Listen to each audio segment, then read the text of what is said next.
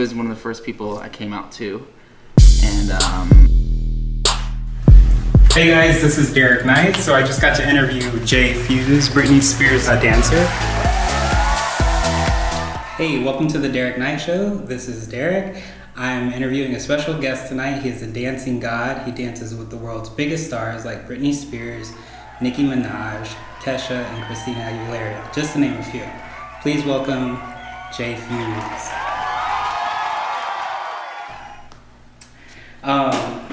How's everything going? Like, actually, I heard today that Britney Spears had like a malfunction, and I saw that you were there like helping her out. How was that on stage last night? We had a show last night in Vegas, and she changed up some of her costumes because I think she gets bored a little bit, and she likes, each time we go back, she likes to switch it up. Yeah. So this was a new costume she had.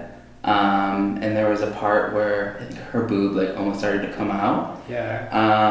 I don't think it came out, but whenever something happens like that on stage, it's kind of our job to mask the situation. So there was a part where a girl dancer, Nicki, she took off she had a denim jacket, so she took her jacket off and threw it on Britney really fast, but the denim jacket didn't have buttons, so then the boys started to come out and we had these like flannels with buttons, so another dancer, Zach, he took off his flannel, threw it on Britney really fast, and this was in between two songs. Yeah. So she threw it on, she buttoned it up, and we finished the number. I know, it looked great. It actually looked like you guys just, the shirt looked awesome on it. So I wonder if that had become a part of the routine.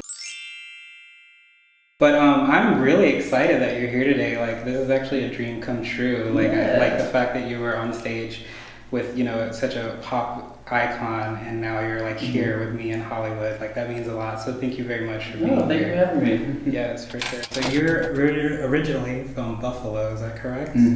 Buffalo, New York. Yeah. Can you tell us a little bit about your roots, like with the dance teachers that inspired you to kind of go in this direction?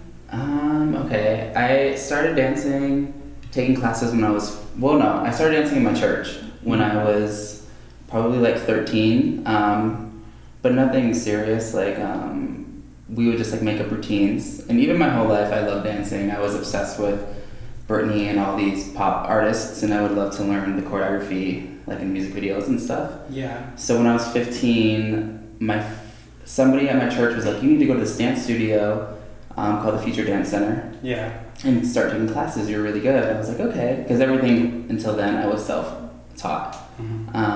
So dancing in the mirror. Yeah, my whole life. I think I can relate to that. Yes. So I started taking dance classes, and immediately I just became obsessed with it. And my dance teacher's name is Denise and Gino Vaccaro. They moved to Los Angeles in the 90s, so they had careers out there, and then they moved back to Buffalo and opened a dance studio. So they kind of did the whole move to LA thing. So right off the bat, I knew kind of the blueprint of what I had to do. Yeah. So yeah, I started taking a hip hop class, and then I joined their dance company, and I started taking ballet and jazz and tap and all different types of dance. And yeah. And you're here now. Now I'm here. Yeah. That's excellent. All you people look at me like I'm a little girl. Well, did you ever think it'd be okay for me to step into this world? Yeah, I've seen you in like Billboard Awards and other shows that I've been to, and like it's actually really cool. Like, I think I was at a New York show, a radio show, and you were performing with Nicki Minaj, like the radio show. I don't know if you remember that. Okay. Probably. Was this the? Yeah, it was like right when she was coming up at a New York theater, and like the radio was putting it. Was it like with Pepsi? I know there was a big sponsor because it Okay, it was probably that. Yeah. What was interesting, what I loved about when I danced for Nicki was it was when she kind of started she popped off like in the whole like rock world. Yeah. And then she kind of went that pop route with Starships after like super bassed everything. So, and I love pop music, so it was really fun for me. I feel like I was kind of on that ride of her getting super commercial. So it was really fun. It was a fun year and a really fun show. She's so talented. Yeah, I saw her at the first time I saw her was like LA Live. I think it was the MTV Awards. Okay. And she was opening outside, so Will.i.am was there, and it was just incredible to see her rise so quickly. Yeah, it was really yeah. awesome.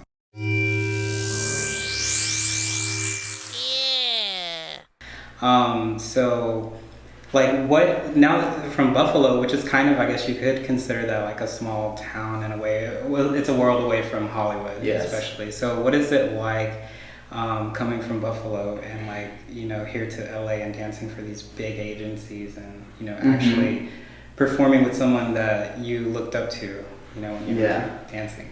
In the mirror at like 12 or something. Well, the thing is like, it's kind of, with every like thing in the entertainment industry, it's like a big far-fetched dream. And you kind of just have to like go for it. And that's kind of what I did. I saved only like $5,000. I heard like $5,000, and to me that was a lot of money. And I never lived on my own, but I was 20 years old. So when you're that young, like I think back now, I'm like, oh my God, that's so crazy. And I just moved out here not knowing one person. And I was just so hungry that I didn't even think about failing or any of that stuff. I just knew I wanted it. Yeah. So I drove across country. I got a room. This is when Craigslist was really big. This is like 2009. People still use that. I found this woman who was renting her room, and I stayed there for a month. And I started taking dance classes at Debbie Reynolds and Millennium and all those studios out here. And then I auditioned for an agency. I didn't get signed by the agency, and then I auditioned for another one, which is MSA, who I'm with right now. Right. I got signed and just started auditioning. Yeah, that's awesome. Because the first one was Clear Talent, yes. right? Okay. Yes, and they did not sign me. So that was like discouraging at first? It was super discouraging, but honestly, when everything was so new and so exciting, like, it didn't like keep me down. I knew I was talented. I knew it was just a matter of time before I got signed, and Yeah, that's so awesome. Sometimes I get a good feeling, Get a feeling that I never had. What kind of advice would you give, like, someone in the Midwest that's like watching these backstage videos on YouTube or dance rehearsal videos? What kind of advice would you give to them? You kind of just gotta go for it. And also you have to remember that this is a business as well. I think it's hard because dance is a passion of ours. So a lot of the times you'll be like, why did this person get this job and not me? I'm better than this person. Or you have to remember that it's a business. And you have to find what you want to do with dance as a career, because there's so many different ways you can go. Like, you could be a ballet dancer, or you could dance. Me, I always want to dance for singers, pop stars.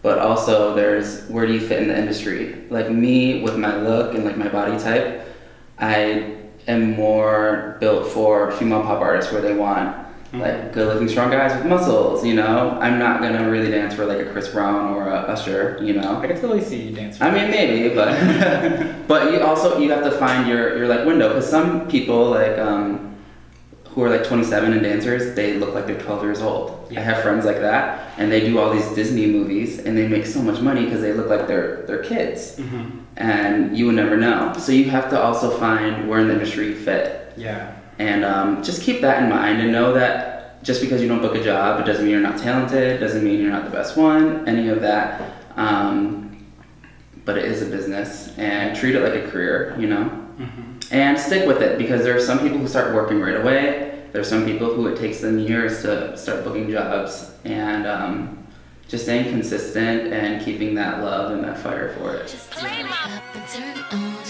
Play. Come on, DJ, play that. So I think it's just finding what you're passionate about in life, I mean, I have so many friends in high school who were dancers or singers or had all these dreams, and they played this, not that college is safe, because for some careers and dreams you have to go to college, but like they just settled into like a normal life, and they always tell me like, oh my God, I can't believe you're doing this. And if I can do it, anybody can do it. Whatever your dream is, you just have to go for it. You know what I mean? Because I love the fact knowing, because you can't dance forever, like wherever else I transition into. I love the fact knowing that in my youth I followed what I really wanted to do and I succeeded, you know? And I think that type of work ethic will carry you in life wherever you go. This way, flip. This way, flip. Yeah? Okay. I'm a slave for you. And 8. Ooh. Yep, you just bring it up a little bit. That's like a over. You make that look really good. Yeah. Let's go 1 and 2. Ready? Here we go. And a 5, 6, 7, 8.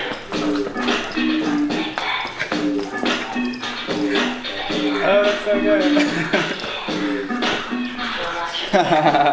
Good job. And then you have your own little swagger too. Like Okay. And then it kind of goes in a pattern, like clockwise. Okay. Or counterclockwise.